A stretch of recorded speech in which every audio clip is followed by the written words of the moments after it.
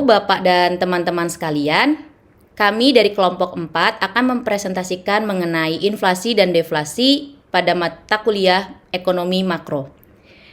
Kami terdiri dari 5 orang, ada Fibedrina, Hartati, Ilham Sanusi, Jenny Putri, dan Kania Cahya. Berikut akan disampaikan langsung oleh tim kami. Untuk Ilham, dipersilahkan.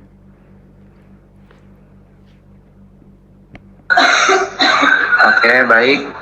Selamat pagi Bapak dan teman-teman sekalian. Saya di sini ingin membacakan apa itu inflasi dan deflasi. Inflasi itu kenaikan harga barang dan jasa secara umum dan terus-menerus dalam jangka waktu tertentu.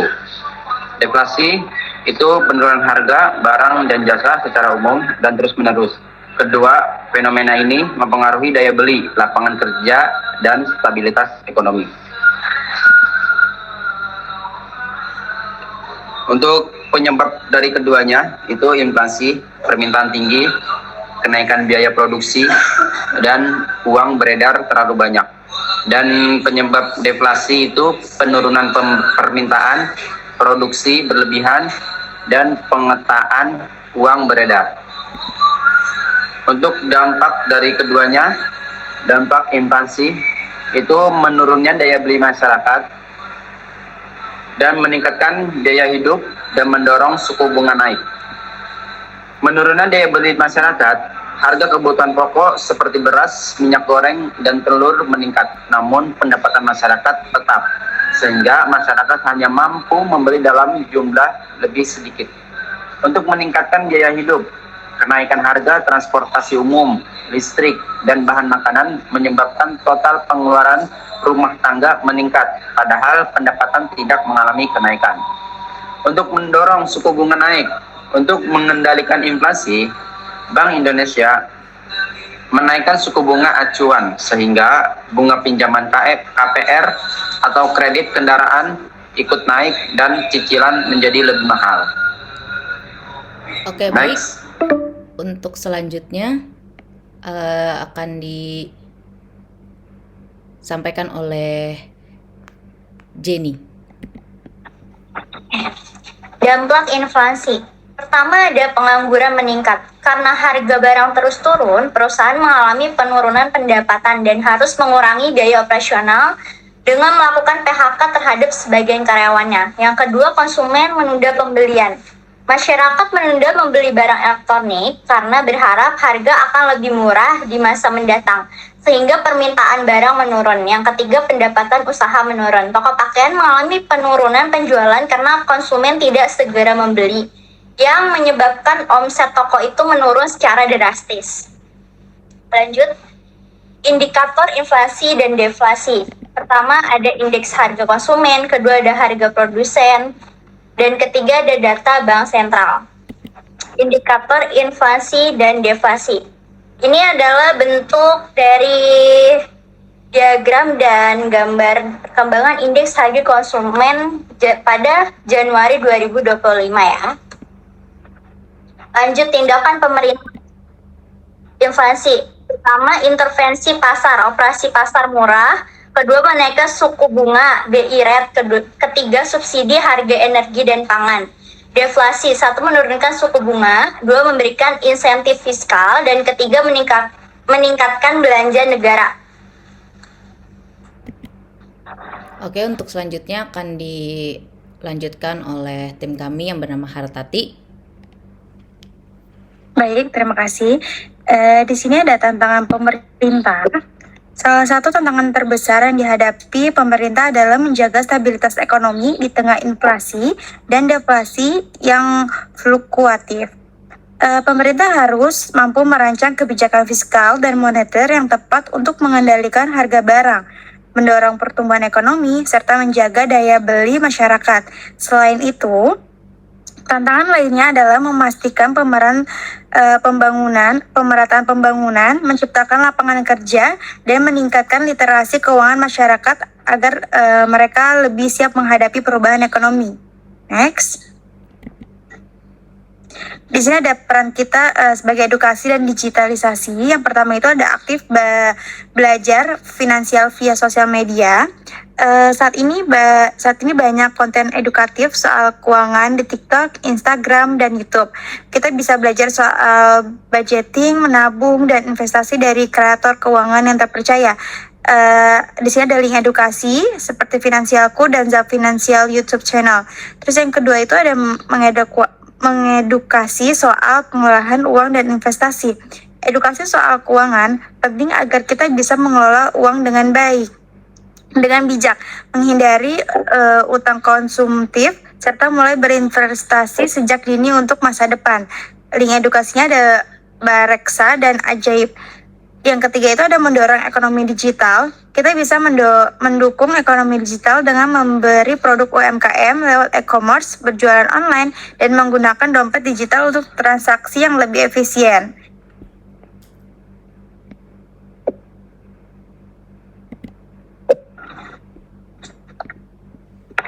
Peran kita yaitu agen perubahan. Yang pertama itu mendukung kebijakan publik melalui media sosial.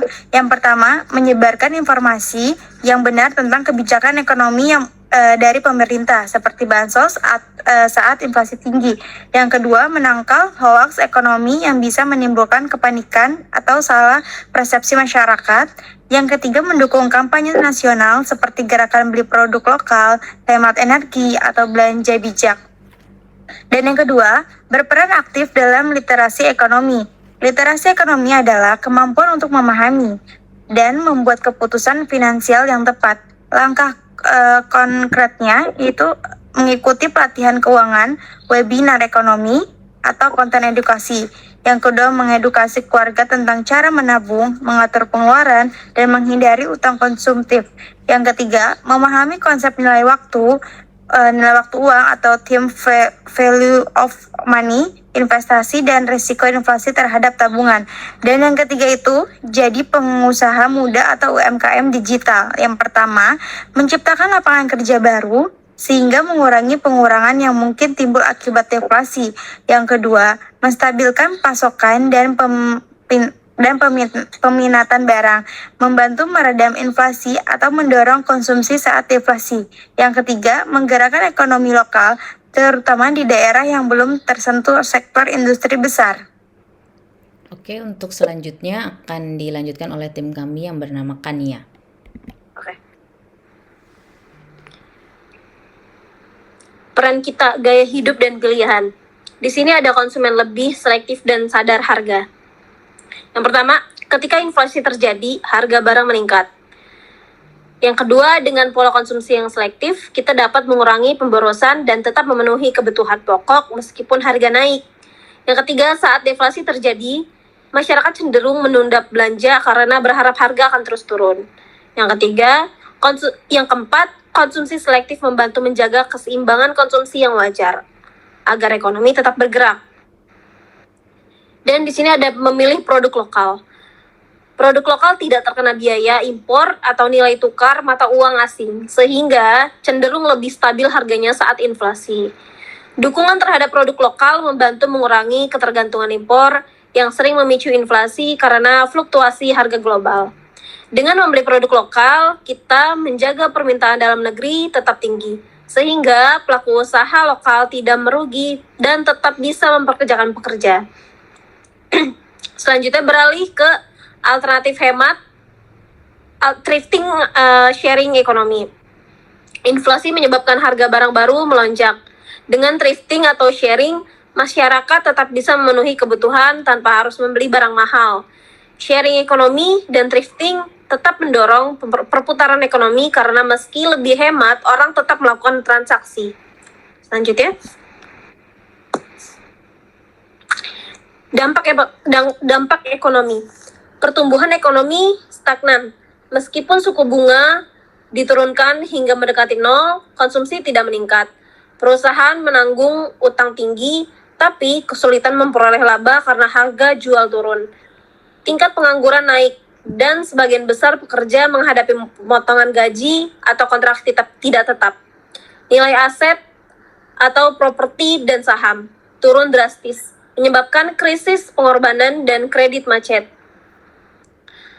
Angka penanganan Bank of Japan atau disingkatnya BOJ menerapkan suku bunga 0 dan pelonggaran kuantitatif atau quantitative easing, salah satu yang pertama di dunia. Pemerintah menjalankan berbagai stimulus fiskal, namun hasilnya terbatas karena kepercayaan masyarakat sangat rendah. Perlahan, Jepang berhasil menstabilkan ekonominya, tapi efek jangka panjang dari deflasi tetap terasa hingga hari ini.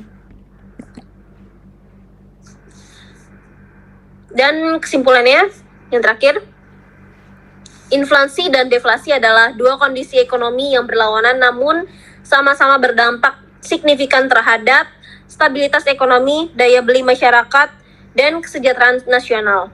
Inflasi terjadi ketika harga barang dan jasa naik secara umum dan terus-menerus. Sementara, deflasi menjadi saat harga tersebut turun secara terus-menerus.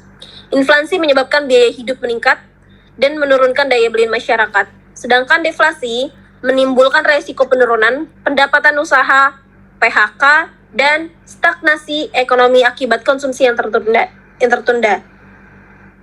Untuk mengatasi hal tersebut, pemerintah menerapkan kebijakan moneter dan fiskal, seperti pengaturan suku bunga, subsidi, serta intervensi pasar. Namun, peran masyarakat juga sangat penting, melalui yang pertama, konsumsi yang lebih selektif dan sadar harga. Yang kedua, memilih produk lokal untuk mendukung ekonomi dalam negeri. Dan yang terakhir, serta menerapkan gaya hidup hemat melalui thrifting dan sharing ekonomi. Selain itu, peningkatan literasi keuangan, dukungan terhadap kebijakan publik, dan keterlibatan dalam ekonomi digital juga menjadi kontribusi nyata dalam menjaga keseimbangan ekonomi di tengah tantangan inflasi dan deflasi. Sekian. Oke, baik. Sekian dari kelompok kami mengenai presentasi mengenai deflasi dan inflasi. Untuk teman-teman sekalian, diberikan waktu untuk berdiskusi, mohon diberikan pertanyaan diskusi untuk kelompok kami. Oke, cukup sekian dari kelompok kami. Mohon maaf jika ada kekurangannya. Dan juga dengan rendah hati kami juga minta untuk diberikan masukan. Terima kasih. Terima kasih.